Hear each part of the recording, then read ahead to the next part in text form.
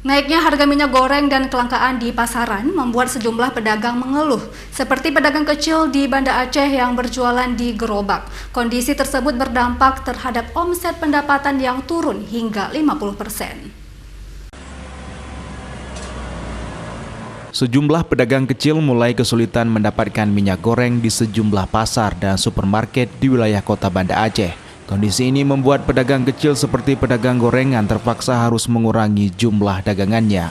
Pedagang mengaku selain harganya yang mahal, minyak goreng di Banda Aceh nyaris tidak dijual di supermarket. Jikapun ada, mereka terpaksa harus mengantri berjam-jam. Menurut pedagang, saat ini hanya mendapatkan minyak goreng 2 liter saja per hari.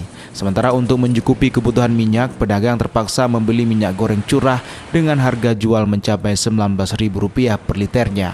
Salah seorang pedagang gorengan di Banda Aceh mengaku dalam sekali berjualan biasanya ia mampu menghabiskan 7 tandan pisang. Namun setelah harga minyak naik, ia hanya bisa menggoreng sebanyak 2 tandan. Enggak tiap hari ada. Jadi satu orang jatahnya 2 liter aja. Kalau nggak ada ya beli yang 19.000 1 liter minyak curah. Ya udah dari bulan kemarin kan semua naik. Bahan pokok naik. Para pedagang khususnya pedagang kecil di Banda Aceh berharap pemerintah agar bisa memberi solusi bagi pedagang kecil terkait dengan kelangkaan dan mahalnya minyak goreng di pasaran.